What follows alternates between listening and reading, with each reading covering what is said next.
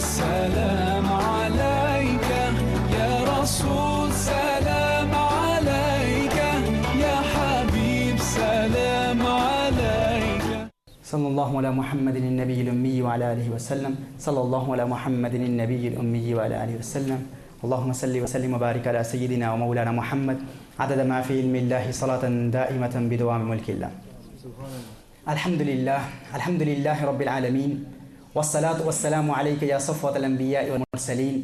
أما بعد فأعوذ بالله من الشيطان الرجيم. بسم الله الرحمن الرحيم. قال الله تبارك وتعالى في القرآن الكريم: من عمل صالحا من ذكر أو أنثى وهو مؤمن فلنحيينه حياة طيبة.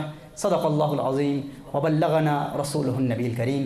لائق صد احترام ناظرین کرام، حاضرین مجلس، میرے دوستوں، بھائیوں، بزرگوں، نوجوانان و نونہالان ملت اسلامیہ، پردہ نشین خواتین امت، السلام علیکم ورحمۃ اللہ وبرکاتہ. الحمدللہ گزشتہ نشست میں ہم نے رسالت مآب صلی اللہ علیہ وآلہ وسلم کی تعلیمات کے ذریعے خوشحال زندگی کا طریقہ سیکھتے ہوئے 5 نکات پر ہم نے کلام کیا تھا. 5واں نکتہ یہ تھا کہ مسکرانے کی عادت بنا لیں. جو شخص مسکراتا رہتا ہے، مسکراہٹ اسے خوشیاں دیتی ہے. جس طرح جب انسان خوش ہوتا ہے تو خوشی کی ایک علامت یہ ہے کہ خوشحال شخص کو خوشی مسکرانے پر مجبور کر دیتی ہے. جب دل میں خوشی ہو تو خوشی انسان کو مسکرانے پر مجبور کر دیتی ہے. اسی طرح ہم نے سائنٹیفکلی بھی اس پر کافی تفصیل سے کلام کیا کہ ایموشنل ہیلتھ کے ماہرین نے ایک تجربہ کیا جس کا نتیجہ یہ تھا کہ جس طرح خوشی انسان کو مسکرانے پر مجبور کر دیتی ہے، اسی طرح اس کا ایک اپوزٹ افیکٹ بھی ہے. وہ یہ ہے کہ مسکرانا انسان کو خوش رہنے پر مجبور کر دیتا ہے. مصنوعی مسکراہٹ بھی انسان چاہے تو وہ مسکراہٹ انسان کو خوش کر دیتی ہے. اب اس حوالے سے انڈیا سے، ہندوستان سے، ایئر وائی کیو ٹی وی کی وساطت سے جو ہمارا ای میل ایڈریس دیا گیا ہے، کوشچن کیا گیا ہے کہ عاشق لوگ تو روتے ہیں اور آپ کہتے ہیں کہ رسالت مآب صلی اللہ علیہ وآلہ وسلم سے جسے محبت ہو جائے، محبت کے حقیقی حصول کے لیے اور حقیقی خوشحال زندگی کے لیے ضرورت اس امر کی ہے کہ انسان کو روحانی تسکین بھی ملے اور روح کی غذا رسالت مآب صلی اللہ علیہ وسلم کا پیار ہے.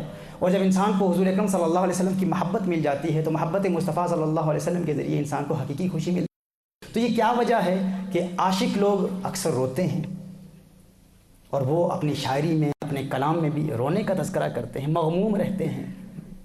آپ کہتے ہیں کہ اگر خوش رہنا چاہتے ہو اور حضور اکرم صلی اللہ علیہ وسلم سے پیار کرنا چاہتے ہو تو اس پیار کا ایک تقاضا یہ بھی ہے کہ انسان مسکراتا رہے. آپ تو مسکرانے کی تعلیم دے رہے ہو لیکن عاشق اکثر روتے ہیں، تو وہ روتے کیوں ہیں؟ تو یاد رکھیے، اس حوالے سے آج کی اس گفتگو کی ابتدا میں اس سوال کا جواب دوں. بے شمار لاتعداد سوالات آئے ہیں. انشاءاللہ رفتہ رفتہ ہم ترتیب وار پروگرامز میں انشاءاللہ تعالیٰ سوالات کے جوابات دیتے رہیں گے. امریکہ سے اسٹیٹ سے بھی بڑے اچھے انٹرسٹنگ سوالات آئے ہیں، ان کے بھی انشاءاللہ ہم جواب دیں گے انشاءاللہ جب موقع ملے گا. تو آج چونکہ یہ اسی تسلسل میں 5ویں نکتے پر ہم نے گزشتہ محفل میں بات کی تھی تو اس حوالے سے اس بات کی وضاحت کر دوں کہ دیکھیے، جب انسان خوش ہوتا ہے تو خوشی کی علامت کیا ہے کہ خوشی انسان کو مسکرانے پر مجبور کر دیتی ہے. جب انسان خوش ہوتا ہے تو مسکراتا ہے، لیکن جب یہ خوشی ایک حد تک ہوتی ہے، محدود خوشی ہوتی ہے، تو انسان خوشی کے بعد مسکراتا ہے. لیکن جب یہی خوشی بے حد ہو جاتی ہے، حدود سے تجاوز کرتی ہے، یعنی جب تک یہ خوشی محدود ہوتی ہے تو انسان کو خوشی مسکرانے پر مجبور کرتی ہے، لیکن جب یہی خوشی بے حد ہو جاتی ہے، حدود سے تجاوز کرتی ہے، تو وہ چیز جو غم کی علامت ہے، آنسو غم کی علامت ہے، رونا غم کی علامت ہے، وہ جو غم کی علامت ہے وہ پھر خوشی کی علامت بن جاتی ہے. یعنی جب خوشی محدود ہوتی ہے تو انسان مسکراتا ہے، لیکن جب انسان بے حد خوش ہوتا ہے اور انسان کی خوشی حدود سے تجاوز کرتی ہے تو انسان رونا شروع کر دیتا ہے. اب اس کی دلیل کیا ہے؟ اس کی دلیل اس کے اپوزٹ مفہوم مخالف میں ہے. وہ یہ ہے کہ دیکھیے، جب انسان غمگین ہوتا ہے تو غم کی علامت کیا ہے؟ رونا. غم کی علامت کیا ہے؟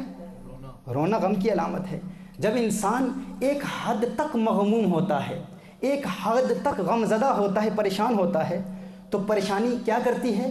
اسے رلاتی ہے. جب انسان پریشان ہوتا ہے تو وہ روتا ہے، لیکن جب یہی پریشانی حدود سے تجاوز کر جاتی ہے، انسان بے حد پریشان ہو جاتا ہے، تو بے حد پریشانی، بے حد غم کی ایک علامت کیا ہے کہ انسان اپنے ہوش و حواس کھو بیٹھتا ہے، پاگل ہو جاتا ہے، دیوانہ ہو جاتا ہے۔ اسی لیے میں نے کہا کہ اگر آپ خوشی کی علامت دیکھنا چاہتے ہیں تو خوشی کی علامت کیا ہے؟ جب خوشی ایک حد تک ہو تو انسان کو مسکرانے پر مجبور کرتی ہے، بے حد ہو جائے تو انسان کو رلا دیتی ہے۔ اور اس کی دلیل کیا ہے کہ اگر انسان پریشان ہو، کسی حد تک پریشان ہو تو انسان روتا ہے، اور بے حد پریشان ہو جائے تو کسی پاگل خانے میں جا کر دیکھیں، پاگل لوگ ہنس رہے ہوتے ہیں، مسکرا رہے ہوتے ہیں، کہکہے لگا رہے ہوتے ہیں۔ وہ پاگل کیوں رو رہے ہوتے ہیں؟ کیونکہ جب تک ان کا غم ایک حد تک محدود ہوتا ہے وہ روتے ہیں، لیکن جب وہ غم حدود سے تجاوز کر جاتا ہے تو ہنسنے پر مجبور کر دیتا ہے۔ یعنی وہ جو خوشی کی علامت ہے وہ غم کی علامت بن جاتی ہے، اور جب خوشی محدود ہو تو انسان مسکراتا ہے۔ جب بے حد خوشی انسان کو حاصل ہو تو غم کی علامت خوشی کی علامت بن جاتی ہے، اور انسان کو مسکرانے پر مجبور کر دیتی ہے، انسان کو رونے پر مجبور کر دیتی ہے۔ اسی لیے ہم کہتے ہیں کہ یہ محبت کے ابتدائی مراحل ہیں۔ ابتدا میں انسان مسکراتا ہے، اور انسان کو اگر رقت بھی انسان پر طاری ہوتی ہے، انسان اگر رسالت مآب صلی اللہ علیہ وسلم کی محبت میں روتا ہے تو وہ پھر جلوتوں میں نہیں روتا، خلوتوں میں روتا ہے، تنہائیوں میں روتا ہے، گھر کے ماحول میں اکیلے کسی کمرے میں اپنے آپ کو بند کر کے روتا ہے، لیکن لوگوں کے سامنے وہ اپنے غموں کو چھپاتا ہے۔ ہر وقت اس کے لبوں پر تبسم کی سجاوٹ نظر آتی ہے۔ اسی لیے خوشحال زندگی گزارنے کے لیے آپ صلی اللہ علیہ وآلہ وسلم کی اس سنت پر عمل کرنا ضروری ہے۔ اور اس حوالے سے میرے آقا صلی اللہ علیہ وسلم کی اپنی سنت یہ ہے، رسالت مآب صلی اللہ علیہ وآلہ وسلم کو اللہ سے کتنا پیار ہے، لیکن میرے آقا صلی اللہ علیہ وسلم خلوتوں میں روتے بھی ہیں، لیکن جلوتوں میں میرے آقا صلی اللہ علیہ وسلم ہمیشہ مسکراتے ہیں۔ صحابی فرماتے ہیں، صحیح مسلم شریف کی حدیث ہے، فرمایا کہ میں نے آقا صلی اللہ علیہ وسلم کو جب بھی دیکھا مسکراتے ہوئے دیکھا، رسالت مآب صلی اللہ علیہ وسلم کو جب بھی دیکھا مسکراتے ہوئے دیکھا۔ شمائل ترمذی کی یہ روایت ہے۔ اور اس کے علاوہ میرے آقا صلی اللہ علیہ وسلم ارشاد فرماتے ہیں، حضور اکرم صلی اللہ علیہ وسلم کی حدیث ہے، میرے آقا ارشاد فرماتے ہیں، جب دو مومن آپس میں ملتے ہیں، جب دو لوگ آپس میں ملاقات کرتے ہیں تو انہیں 70 نیکیاں عطا کی جاتی ہیں، 70 نیکیاں ان میں تقسیم کی جاتی ہیں۔ فرمایا لیکن ان 70 نیکیوں میں سے 69 نیکیاں اسے دی جاتی ہیں جو زیادہ خوشی کے ساتھ، خندہ پیشانی کے ساتھ، چہرے پر مسکراہٹ کی سجاوٹ کے ساتھ ملاقات کرتا ہے۔ جو زیادہ خوشی کے ساتھ ملاقات کرتے ہیں اسے 69 نیکیاں ملی جاتی ہیں، عطا کی جاتی ہیں۔ This is the hadith of Rasulullah sallallahu alaihi wasallam, that when two believers, when two Muslims, when two mu'mins, when they greet each other, when they meet each other, 79 good deeds are distributed. They are given 79 good deeds. And the Prophet sallallahu alaihi wasallam said, 69 are given to the one who smiles and meets his Muslim brother, who meets with more happiness, who greets with more love towards his Muslim brother. 69 اسے دی جاتی ہیں۔ تو یہ میرے آقا صلی اللہ علیہ وآلہ وسلم کی انتہائی پیاری سنت ہے، اس پر انشاءاللہ تعالیٰ تمام احبہ عمل کرنے کا ارادہ کر لیں۔ اور ایک اور سنت بھی آپ کو بتا دوں، جب بھی کسی مومن کو مسکراتے ہوئے دیکھیں تو میرے آقا صلی اللہ علیہ وسلم نے ایک دعا بھی عطا فرمائی ہے، اور وہ دعا کیا ہے؟ اسلامک ٹریڈیشن میں جب بھی کسی کو مسکراتے ہوئے دیکھو، یہ دعا آج یاد کر لیں، نوٹ بنا لیں، اضحک اللہ سنک، یہ دعا پڑھ لیا کریں، اضحک اللہ سنک، سب پڑھ لیں ایک مرتبہ، اضحک اللہ سنک، اللہ تعالیٰ تجھے ہمیشہ مسکراتا رکھے، ساری عمر مسکراتے رہو۔ جب بھی کسی مومن کو مسکراتے ہوئے دیکھیں تو کیا کہیں گے؟ اضحک اللہ سنک، سدا پھولوں کی طرح مسکراتا رہے، دعا دیں اس کو۔ اس حوالے سے چند اشعار آپ سماعت فرما لیں، انتہائی پیارے اشعار، عربی اشعار ہیں، آپ کو سناتا ہوں۔ عربی شاعر کہتا ہے، قال السماء کئیبۃ وتجہما قلت ابتسم یکفی التجہم فی السماء۔ وہ کہتا ہے، اس نے کہا کہ آسمان افسردہ ہے، آسمان پریشان ہے، میں نے کہا مسکراؤ مسکراؤ، آسمان کی افسردگی کے لیے بس اتنا ہی کافی ہے کہ انسان مسکرائیں۔ قال الصبا واللہ فقلت له ابتسم لن یرجع الاسف الصبا المتصرما۔ اس نے کہا کہ مشرق کی تیز ہوا صبا پھر آدم کی، میں نے اس سے کہا مسکراؤ، افسوس کرنے سے یہ کاٹدار ہوا لوٹ نہیں جائے گی۔ ہمارا ایک المیہ ہے، ایک مسئلہ ہے، تھوڑی سی پریشانی آتی ہے ہم پریشان ہو جاتے ہیں، مصیبتوں کا رونا روتے ہیں، فلاں تکلیف آ گئی، فلاں پریشانی آ گئی، باد مخالف سمت کی ہوا آ گئی، باد مخالف آ گئی، اب کیا کروں گا، پریشان ہو جاتے ہیں. تو اس نے کہا قال الصبا والله فقلت له ابتسم لن يرجع الاسف الصبا المتصرما. اس نے کہا مسکرا، افسوس کرنے سے یہ کاٹ ڈار ہوا لوٹ کر نہیں جائے گی. تو اپنے آپ کو مسکراہٹ کی سنت سے محروم کیوں رکھتا ہے؟ اگر پریشانی آئی ہے تو تم مسکرانا شروع کر دے، مسکرانے کی برکت سے وہ پریشانی دور ہو جائے گی. قال التي كانت سمائي في الهوى صارت لنفسي في الغرام جهنما خانت عهودي بعدما ملكتها قلبي فكيف أطيق أن أبتسما. اس نے کہا میرا محبوب مجھ سے جدا ہو گیا ہے، میرا محبوب مجھ سے دور ہو گیا ہے. وہ جو پیار اور محبت کے دعوے کرتا تھا وہ بے وفا نکلا، اس نے بے وفائی کا مظاہرہ کیا اور وہ باندھے عہد توڑ دیے. اس نے مجھ سے بڑے وعدے کیے تھے، جینے مرنے کی، ساتھ جینے مرنے کی قسمیں کھائی تھی، سارے عہد توڑ دیے. اب تو مجھے کہتا ہے کہ مسکراؤں؟ اس نے کہا قلت ابتسم مطرب فلو قارنتها قضيت عمرك كلها متعلما. اس نے کہا کہ میں نے اس کو یہ مشورہ دیا تو پھر بھی مسکراتا رہ، مسکراؤ اور خوش رہو، اس لیے کہ اگر تم اس کے وعدوں کا حساب کتاب کرنے بیٹھ گئے تو ساری عمر اذیت میں رہو گے. اگر گلے کرتے رہے، پریشان رہے، اگر اس نے تمہیں داغ مفارقت دیا، تم سے جدا ہو گیا، بے وفائی کی، تو یہ اس کا عمل ہے. اس کا یہ عمل تجھے مسکرانے کی نعمت سے محروم نہیں رکھ سکتا. تو مسکراتا رہ، کیونکہ مسکرانا میرے آقا صلی اللہ علیہ وسلم کی پیاری سنت ہے. اس نے کہا قال العدا حولي علت صيحاتهم أصر والأعداء حولي في الحما قلت ابتسم لم يطلبوك بذمهم لو لم تكن منهم أجل وأعظما. اس نے کہا ارے دیکھو ہر طرف سے دشمنوں نے مجھے گھیرا ہوا ہے، فلاں نے یہ کام کر دیا، فلاں نے یوں دشمنی کا مظاہرہ کیا، یوں عداوت کا مظاہرہ کیا، سارا زمانہ میرے پیچھے پڑا ہوا ہے. ہم ایسے اظہار کرتے ہیں گویا کہ ساری دنیا ہماری مخالف ہو چکی ہے اور تم مجھے مسکرانے کا مشورہ دیتے ہو. اس نے کہا دیکھ اگر ساری دنیا تیری مخالف بھی ہو چکی ہے، سب تجھ سے نفرت بھی کرتے ہیں، تو یہ سوچ کر مسکرا لوگ مجھ سے نفرت کیوں کرتے ہیں. چور اسی گھر میں جاتا ہے جہاں اسے کچھ ملے، جہاں کچھ خزانہ ہو تو چور اسی گھر میں حملہ کرتا ہے. ڈاکو اسی گھر میں جاتا ہے جہاں کچھ موجود ہو، جہاں کچھ موجود نہ ہو وہاں کوئی نہیں جاتا. کہا اگر سارا زمانہ تیرا دشمن بن چکا ہے تو تجھ میں کچھ صلاحیت ہے، اسی لیے لوگ تجھ سے نفرت کرتے ہیں. تو اس بات پر مسکرا کہ مجھے اللہ نے کچھ دیا ہے اسی لیے میرے اتنے دشمن ہیں. اپنے آپ کو مسکرانے کی نعمت سے محروم نہ رکھ. سبحان اللہ سبحان اللہ. قال الليالي جرعتني القما قلت ابتسم والعنج رعت القما. اس نے کہا راتوں نے مجھے کڑوے گھونٹ پلائے ہیں، میں نے کہا مسکراؤ اگرچہ تمہیں راتوں نے کڑوے گھونٹ پلائے ہیں، مسکراتا رہ. اس نے کہا فلعل غيرك ان رآك مرنما طرح الكعبة خلفه وترنما. ہو سکتا ہے تجھے گاتا ہوا دیکھ کر، ہو سکتا ہے تجھے مسکراتا ہوا دیکھ کر کوئی دکھی دل انسان افسردگی پس پش ڈال دے اور مسکرانے لگے. کوئی تجھے مسکراتا ہوا دیکھ کر مسکرانے لگے، کوئی تجھے خوشی کا اظہار کرتا ہوا دیکھ کر خوشی کا اظہار کرنے لگے، کوئی تجھے گاتا ہوا دیکھ کر گانے لگے. تو اپنے آپ کو اس نعمت عظمیٰ سے محروم نہ رکھ. اتراک تغنم بالترنم درہما ام انت تخسر بالبشاشت مغنما. کیا تم سمجھتے ہو کہ تیرا گنگنانا کوئی درہم کما لے گا یا خوشروئی اور بشاشت سے خسارہ حاصل کرے گا؟ نقصان کیا ہے؟ مسکرانے میں کیا نقصان ہے؟ فائدہ ہی فائدہ ہے. تو مسکراتا رہ. اور جو آخری جملہ ہے، یہ آخری شعر بڑا ہی پیارا ہے. اس نے کہا فضحک فإن الشہب تضحک والدجا متلاطم ولذا نحب الانجما.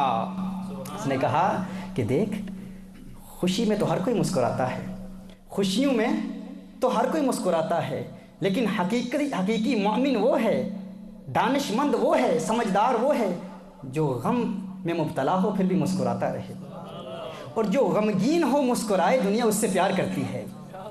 کیسے؟ کہا کہ تو دیکھتا نہیں ہے، کیا تو دیکھتا نہیں کہ جب رات کی تاریکی چھا جاتی ہے، جب ہر طرف تاریکیاں پھیل جاتی ہیں، اس وقت ستارے چمکتے دھمکتے ہیں.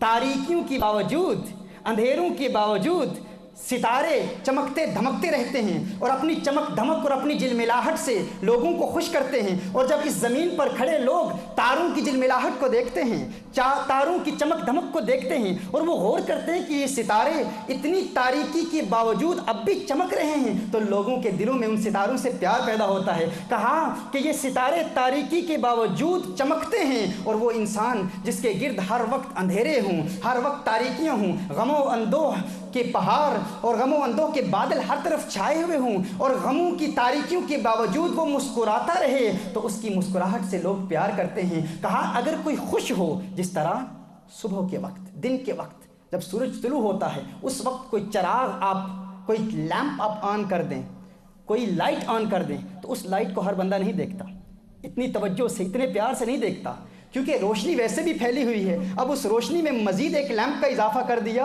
تو لوگ اسے اتنے پیار سے نہیں دیکھیں گے۔ لیکن جب رات کی تاریکی چھائی ہوئی ہوتی ہے اس وقت کوئی چراغ، کوئی لیمپ آن کرے تو ساری دنیا اس سے پیار کرتی ہے، سب کی توجہ اس کی طرف ہو جاتی ہے۔ کہا اسی طرح خوشحال زندگی گزارنے والا، جسے کوئی تکلیف نہ ہو، کوئی پریشانی نہ ہو، خوش ہو، اس کا مسکرانا بھی اپنی جگہ سنت ہے، لیکن جس کے گرد ہر وقت پریشانیاں ہوں، تاریکیاں ہوں، غم ہوں، ان تاریکیوں میں جب وہ شخص مسکراتا ہے تو دنیا اس سے اسی طرح پیار کرتی ہے جس طرح ستارے تاریکی کے باوجود چمکتے دھمکتے رہتے ہیں، لوگ ان سے پیار کرتے ہیں، اور غموں میں مسکرانے والوں سے دنیا پیار کرتی ہے۔ یا نبی سلام علیکہ، یا رسول سلام علیکہ، اللہ یا نبی سلام علیکہ، یا رسول سلام علیکہ۔ مسکرانے کی عادت بنا لیجئے، میرے آقا صلی اللہ علیہ وآلہ وسلم کی سنت ہے، اور خوشحال زندگی گزارنے کے لیے یہ ایک انمول تحفہ ہے جو اس پلیٹ فارم پر آپ کو دیا جا رہا ہے۔ آئیے، یہ 5واں نقطہ تھا۔ 6واں نقطہ کیا ہے؟ قرآن کریم کی تلاوت انسان کو خوشیاں دیتی ہے۔ جو انسان قرآن کریم کی تلاوت کی عادت بنا لے اللہ عز و جل اسے خوشیاں دیتا ہے۔ یہ پوائنٹ نمبر 6 ہے، 6واں نقطہ، رسالت مآب صلی اللہ علیہ وسلم کی تعلیمات کے ذریعے خوشحال زندگی گزارنے کا طریقہ۔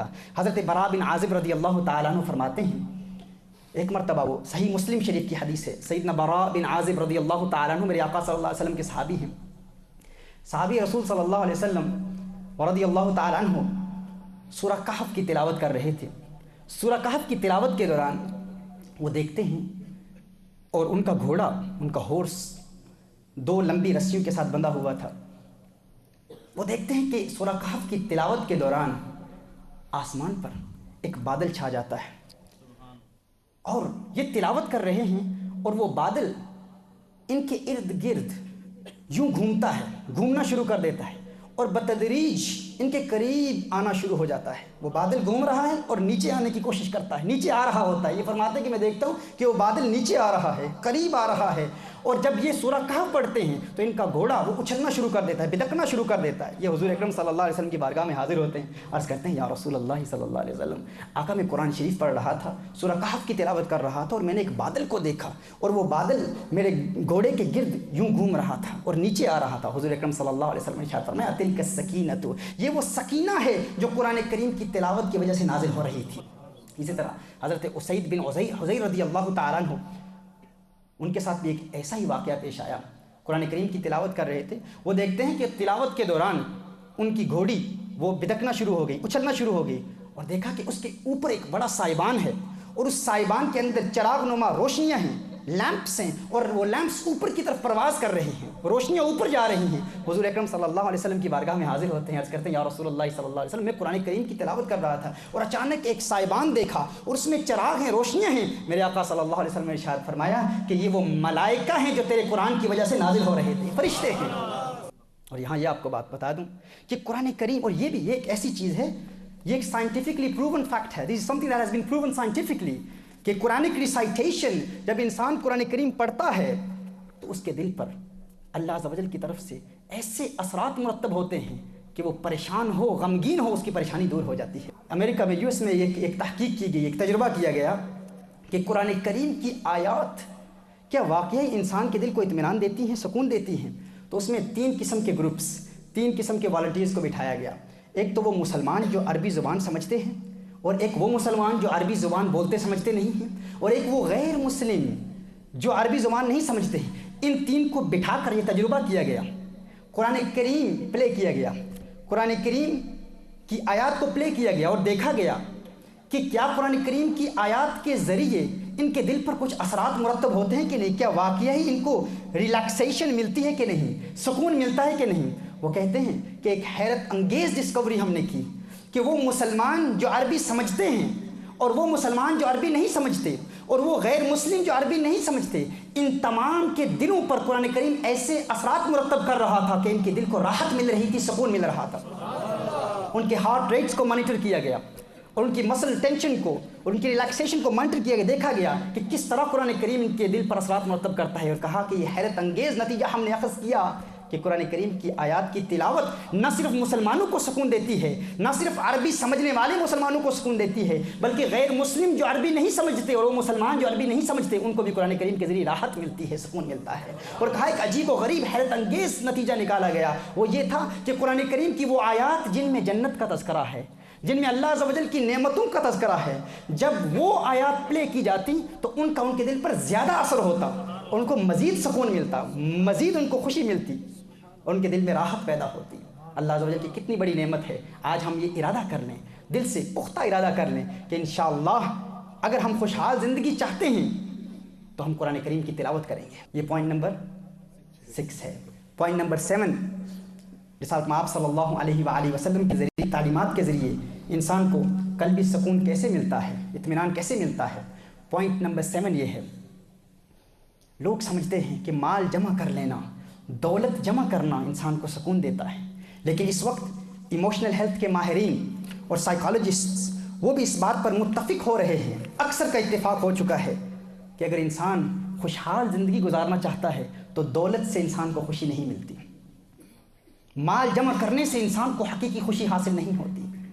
وہ کہتے ہیں اوائڈ کنزیومرزم، کنزیومرزم کو اوائڈ کیا جائے۔ اگر خوشحال زندگی چاہتے ہو، کنزیومرزم کیا ہے؟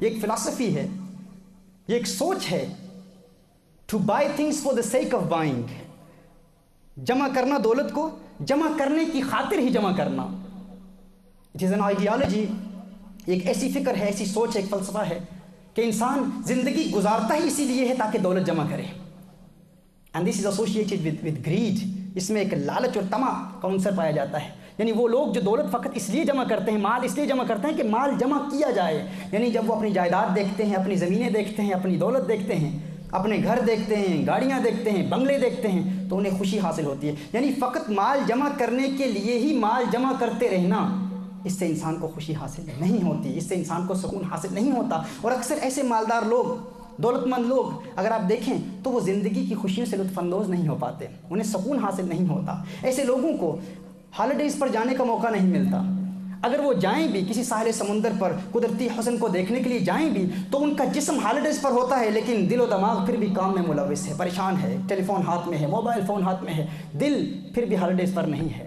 اور کچھ تو ایسے ہوتے ہیں کہ جو اپنے گھر میں، چونکہ دولت اللہ نے دی ہے، مال انہیں ملا ہے، وہ اپنے گھر میں ہی ایک خوبصورت باغ بنا لیتے ہیں، پیارے باغیچے بنا لیتے ہیں، اپنے گھر میں ہی ایک سوئمنگ پول بنا لیں گے، مختلف خوش رنگ پھول بنا لیں گے اور خوشبودار باغات اپنے گھر میں بنا لیں گے۔ 80s کی ایک سٹڈی میں ایک تجزیہ کیا گیا کہ اکثر ایسے مالدار لوگ جن کو ہالیڈیز پر جانے کا موقع ہی نہیں ملتا کیونکہ وہ اتنے مصروف ہوتے ہیں، دولت تو ساری موجود ہے، وہ اپنے گھر میں باغات بنا لیتے ہیں، لیکن اپنی فیملی کے ساتھ، اپنے بچوں کے ساتھ ایک کپ آف ٹی، ایک چائے کا کپ بھی سکون کے ساتھ پینے کا ان کو موقع نہیں ملتا۔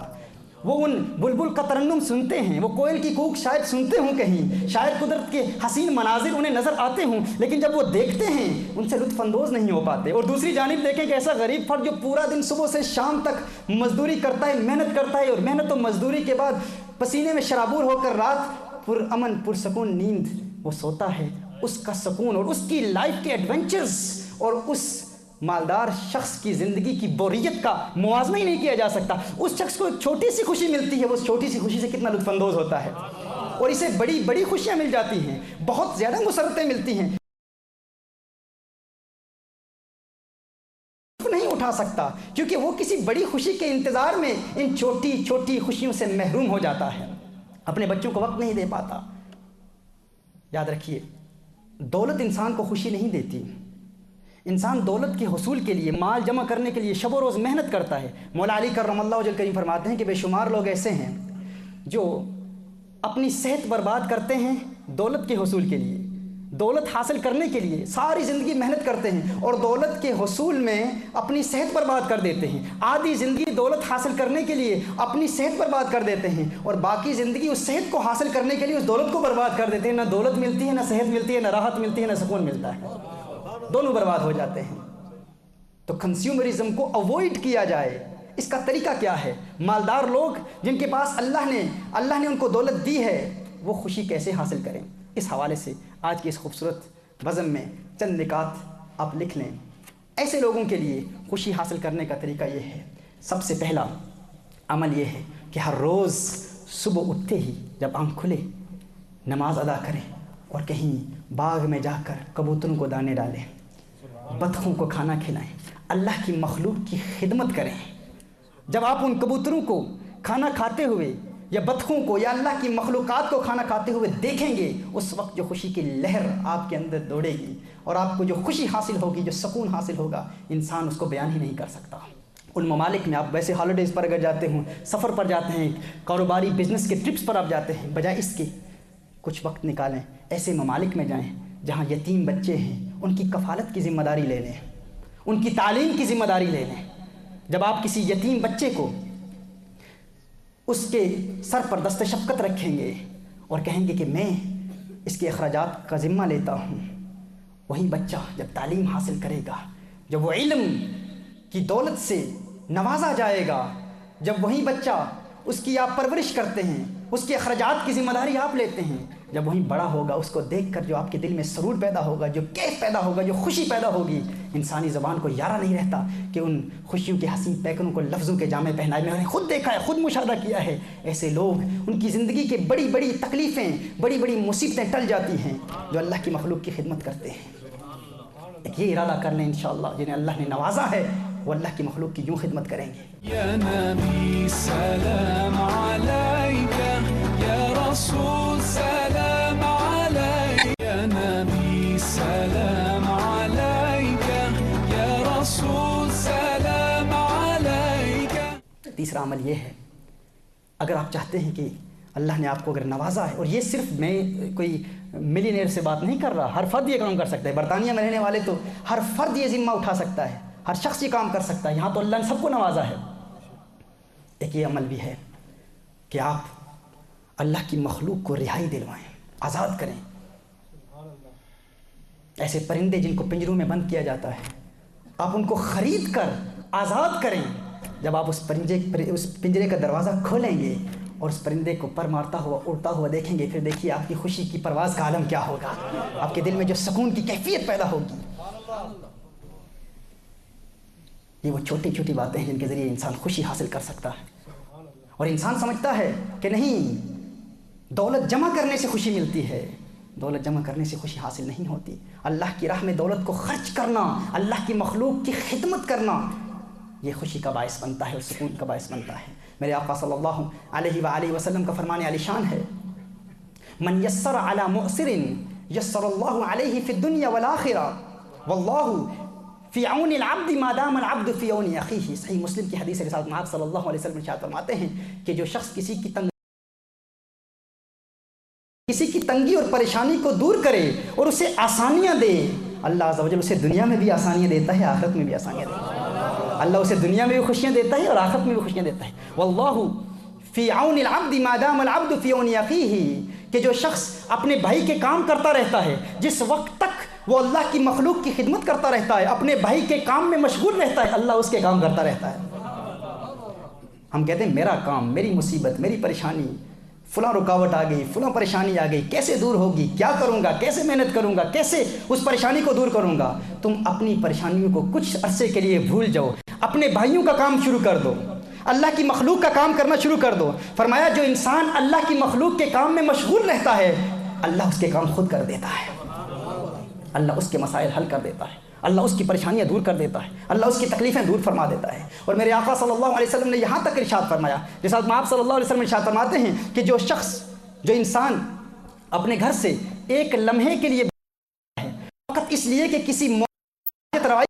کسی مومن کی مدد کے لیے اپنے گھر سے ایک لمحے باہر ہوتا ہے، فرمایا پورا دن اور پوری رات میں سے، یعنی 24 گھنٹے میں سے ایک لمحہ نکال کر اپنے گھر سے باہر نکلتا ہے کسی کی حاجت پوری کرنے کے لیے، میرے آقا صلی اللہ علیہ وآلہ وسلم نے ارشاد فرمایا اسے 2 مہینے اعتکاف کرنے والے سے بھی زیادہ ثواب عطا کیا جاتا ہے۔ 2 مہینے مسجد میں اعتکاف کرنا، اس سے بھی زیادہ ثواب اسے ملتا ہے جو فقط ایک لمحے کے لیے گھر سے نکلتا ہے کسی کی حاجت پوری کرنے کے لیے، حاجت پوری ہو نہ ہو ثواب مل جاتا ہے۔ اور ایک حدیث میں ارشاد فرمایا کسی کی حاجت روائی کر دے، کسی کی مدد کر دے، میرے آقا صلی اللہ علیہ وسلم ارشاد فرماتے ہیں تمام عمر عبادت کا ثواب اس کے نامہ اعمال میں لکھ دیا جاتا ہے، گویا کہ وہ تمام عمر اللہ کی عبادت کرتا رہا۔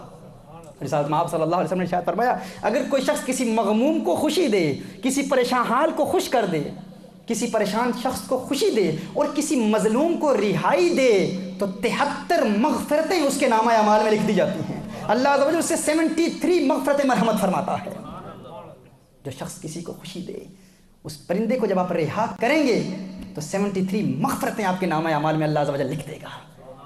کسی کی حاجت پوری کریں گے، کسی کو کچھ کھلا دیں گے، 2 مہینے مسجد میں اعتکاف کا ثواب اور اس سے بھی زیادہ ثواب اللہ آپ کے نامہ اعمال میں لکھ دے گا۔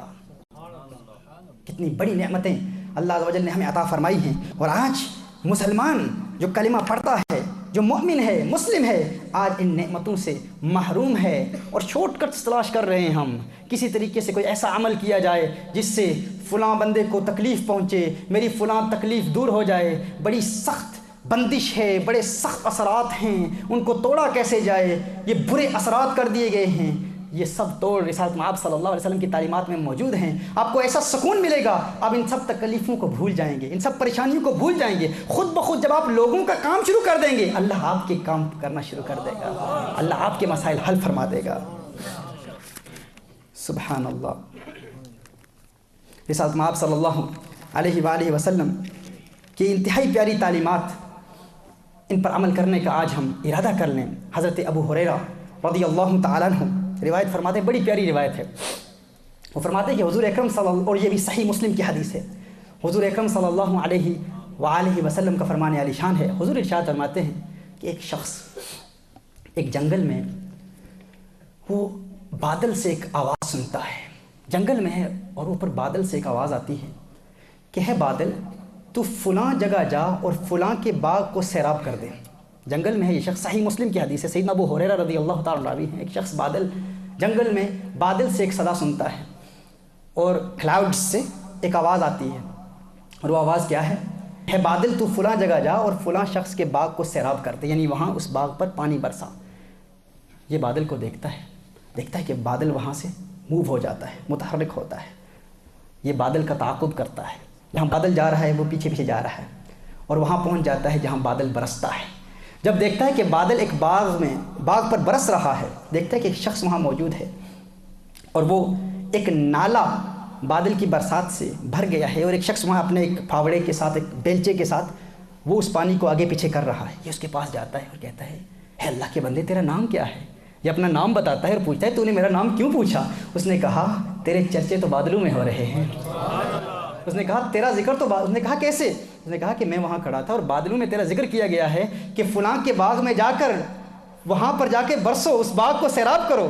اس نے کہا تیرا کیا عمل ہے؟ اس نے کہا تو جانتا ہے میری حقیقت کو، تو تجھے بتا دیتا ہوں کہ میں اپنے باغ پر نظر رکھتا ہوں، اپنے باغ کی پیداوار پر نظر رکھتا ہوں، اور پھر اس کو تقسیم یوں کرتا ہوں کہ اس کو 3 حصوں میں تقسیم کرتا ہوں۔ 1/3 اس باغ کی اپنے گھر کے اخراجات پر خرچ کرتا ہوں، اور دوسرا 1/3 باغ لگا دیتا ہوں، اور تیسرا 1/3 یعنی 1/3 دوسرا حصہ، اس نے کہا یہ 1/3 1/3 میں اللہ کی راہ میں صدقہ کر دیا کرتا ہوں، اللہ کی راہ میں دے دیتا ہوں۔ یعنی وہ یوں تقسیم کرتا ہے۔ اور کیجئے جو اللہ کی مخلوق کی خدمت کرے، اس کے چرچے پھر بادلوں میں ہوتے ہیں، آسمانوں میں ہوتے ہیں، اور اللہ عز و جل اسے کیسی مدد کرتا ہے۔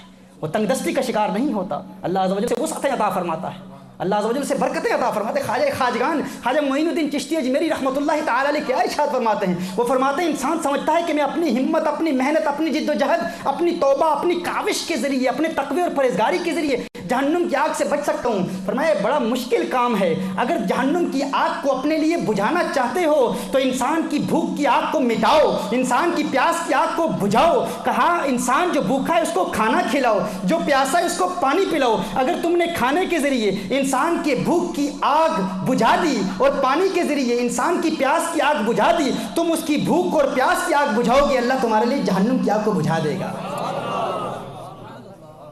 اللہ تمہارے لیے جہنم کی آگ کو بجھا دے گا، اللہ تعالیٰ تمہیں جنت دے گا۔ جنت جانا چاہتے ہو، جہنم سے بچنا چاہتے ہو تو اللہ کی مخلوق کی خدمت کرو، اوائڈ کنزیومرزم، اس کو اوائڈ کرو۔ یہ جذبہ کہ میرے پاس مال جمع ہو جائے، دولت جمع ہو جائے، کتنے مکان ہیں، کتنی جائیدادیں ہیں، کتنی زمینیں ہیں، اس فکر کو ختم کر دو. میرا کاروبار فلاں سے بہتر، فلاں سے زیادہ. کیوں بھائی؟ کیا کرنا ہے اس کاروبار کو؟ اور دیکھو اب کچھ لوگ ایسے ہوں گے جن کے پاس کچھ نہیں ہوگا، وہ سوچ رہے ہوں گے کہ ہم کیسے مخلوق خدا کی خدمت کریں، ہم تو غریب ہیں. مجھے بنگلہ دیش سے کچھ ای میلز آئے ہیں، ہندوستان سے ای میلز آئے ہیں، بڑے الحمدللہ بہت انٹرسٹنگ سوالات ان لیکچرز کے بعد آتے ہیں. میں ان کے بھی جواب دوں گا، لیکن ہر فرد کے لیے میں یہ چاہوں گا کہ ایک ایسا نقطہ آپ لے لیں جو ہر فرد کے لیے ہو، جس کے پاس کچھ بھی نہیں ہے وہ بھی اللہ کی مخلوق کی خدمت کر سکتا ہے. کیسے کر سکتا ہے؟ حضرت معروف کرخی رحمۃ اللہ تعالی ارشاد فرماتے ہیں، اللہ کے ولی ہیں، وہ ارشاد فرماتے ہیں کہ جو شخص ایک عمل کر لے، ایک دعا ہے، جو شخص یہ دعا ہر روز 3 مرتبہ پڑھ لے، اس کا نام ابدالوں میں لکھا جاتا ہے. کتبہ من الابدال. آپ کو یاد ہے میرا وہ انگلش کا لیکچر جس میں نے بڑی تفصیل سے کلام کیا تھا، اولیاء کے مختلف مراتب کیا ہیں، صالح، ولی، نقیب، نجیب، قطب، ابدال، اوتاد، غوث، یہ سب کیا ہوتے ہیں؟ ابدال. بننا آسان کام نہیں ہے. حضرت معروف کرخی فرماتے ہیں ایک دعا ہے، ہر روز 3 مرتبہ پڑھ لو، تمہارا نام ابدالوں میں لکھا جائے گا. ابدالوں میں تمہارا نام لکھا جائے گا. وہ دعا کیا ہے؟ اللہم اصلح امت محمد. اللہم اصلح لکھ لیجئے، اللہم اصلح امت محمد، اللہم ارحم امت محمد، اللہم فرج عن امت محمد. یہ 3 جملے ہیں. اللہم اصلح امت محمد، اللہم ارحم امت محمد، اللہم فرج عن امت محمد. یہ 3 جملے جو شخص 3 مرتبہ ہر روز پڑھ لیا کرتا ہے، اس کا نام ابدالوں میں لکھا جاتا ہے. جملوں کا مطلب کیا ہے اللہ امت محمدیہ کو نیک بنا. آپ کچھ دے نہیں سکتے، دعائیں تو دے سکتے ہیں نا. آپ کے پاس دولت نہیں ہے، مال نہیں ہے، آپ کسی کی خدمت نہیں کر سکتے، تو امت کی خدمت دعاؤں کے ذریعے تو کر سکتے ہیں. اللہم اصلح امت محمد، ہے اللہ امت محمدیہ کو نیک بنا. اللہم ارحم امت محمد، ہے اللہ امت محمدیہ پر رحم فرما. اور پھر آخری جملہ کیا ہے؟ اللہم فرج عن امت محمد، ہے اللہ امت محمدیہ کو خوشیاں عطا فرما. آپ لوگوں کے لیے خوشیوں کی دعائیں کریں گے، اللہ تعالیٰ آپ کو خوشیاں عطا فرمائے گا. یعنی یہ بہت بڑا صدقہ ہے. جس طرح کسی کو دیکھ کر مسکرانا اس کے لیے صدقہ ہے، اسی طرح کسی کو خوشی کی دعا دینا بھی صدقہ ہے. اور یہ ایک ایسا صدقہ ہے کہ آپ لوگوں کے لیے آپ ان کی بھوک نہیں مٹا سکتے، پیاس نہیں بجھا سکتے، آپ کے پاس اتنا مال نہیں ہے، اتنے وسائل نہیں ہیں. ایک کام تو کر سکتے ہیں، یہ دعا ہر روز 3 مرتبہ آپ پڑھ لیں. ایک تو اللہ عز و جل آپ کا نام ابدالوں میں لکھے گا، آخرت میں بھی خوشیاں ہیں اور دنیا میں بھی اللہ تعالیٰ خوشیاں عطا فرمائے گا. اور پھر مال کو جمع کر کے کرنا کیا ہے؟ ہم نے کیا کریں گے اس مال کا؟ میرے آقا صلی اللہ علیہ وآلہ وسلم ارشاد فرماتے ہیں کہ انسان مال کی رٹ لگائے رکھتا ہے، میرا مال، میرا مال، میرا مال، میری دولت، میری دولت، میری دولت. میرے آقا ارشاد فرماتے ہیں اس مال میں سے اسے ملتا کیا ہے؟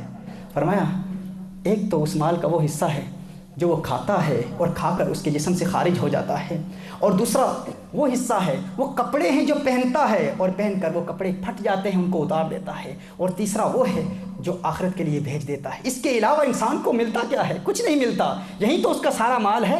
جتنی دولت جمع کر لیں اس دولت کا آپ کیا کریں گے؟ ایک تو وہ حصہ ہے جو آپ کھا لیں گے، دوسرا وہ حصہ ہے وہ کپڑے پہن لیں گے، اور تیسرا وہ ہے جو آخرت کے لیے ذخیرہ کر لیں گے. میرے آقا صلی اللہ علیہ وآلہ وسلم سے کسی نے پوچھا، صحابی نے پوچھا، یا رسول اللہ صلی اللہ علیہ وسلم، آقا میرا دل آخرت کی طرف مائل نہیں ہوتا.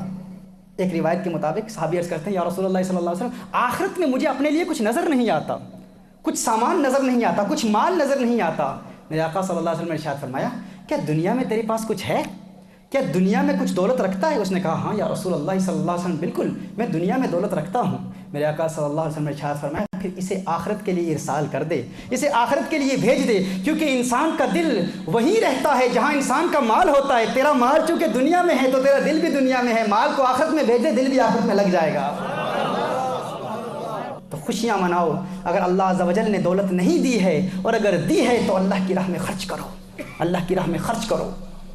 اور پھر دیکھو اللہ عز و جل کیسے خوشیاں عطا فرماتا ہے، کیسے سکون عطا فرماتا ہے، کیسے اطمینان عطا فرماتا ہے. اس حضرت آپ صلی اللہ علیہ وآلہ وسلم کی اس تعلیم کے ذریعے آج ہم نے یہ سبق سیکھا. اگر انسان خوشحال زندگی گزارنا چاہتا ہے تو انسان دولت جمع کرنے کی عادت نہ بنائے، انسان مال کو اللہ کی راہ میں خرچ کرنے کی عادت بنا لے. اس کی چند تعلیمات، چند نکات بیان کیے گئے ہیں. پہلا نقطہ کیا ہے کہ اللہ کی مخلوق کی خدمت کریں، صبح صبح کھانا کھلائیں، پرندوں کو آزاد کرائیں، اور کسی غریب کی کفالت کا ذمہ لے لیں، اور پھر دیکھیں انشاءاللہ تعالیٰ اللہ کیسے وارے نیارے فرماتا ہے۔ آج کی اس بزم کے لیے ایک خوبصورت ورد آپ کو میں دے رہا تھا، لیکن میں سوچ رہا ہوں کہ جو دعا بھی دی ہے آپ کو، وہ دعا ایک مرتبہ پھر میں بیان کر لوں، اور مزید جو ورد ہے وہ انشاءاللہ نیکسٹ نشست میں آپ کو دیا جائے گا۔ یہ دعا جو بندہ 3 مرتبہ پڑھ لیتا ہے اس کا نام ابدالوں میں لکھا جاتا ہے، اور اسے زندگی میں خوشیاں ملتی ہیں۔ اللہ دنیا میں بھی خوشیاں عطا فرماتا ہے، آخرت میں بھی خوشیاں عطا فرماتا ہے۔ اللہم اصلح امت محمد، اللہم اصلح امت محمد، اللہم ارحم امت محمد، اللہم فرج عن امتی محمد، اللہم فرج عن امتی محمد۔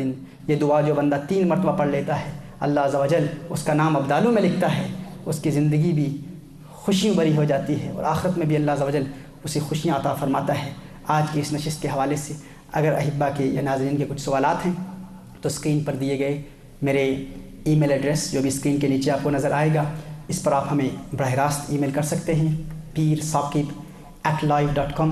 کچھ احبہ کیپٹل پی کے ساتھ مجھے ای میل کرتے رہے، وہ ای میل نہیں پہنچ پایا، بعد میں مجھے اطلاع دی گئی، سو یہ لوور کیس میں ہے PIRSAQIB@live.com۔ اللہ عز و جل ہمیں عمل کرنے کی توفیق عطا فرمائے۔ اسی سلسلے کو ابھی ہم انشاءاللہ دوسری نشست میں جاری رکھیں گے، اور انتہائی اہم نکات آپ کو خوشحال زندگی کے حوالے سے بتائیں گے۔ وآخر دعوانا ان الحمد للہ رب العالمین۔ يا نبي سلام عليك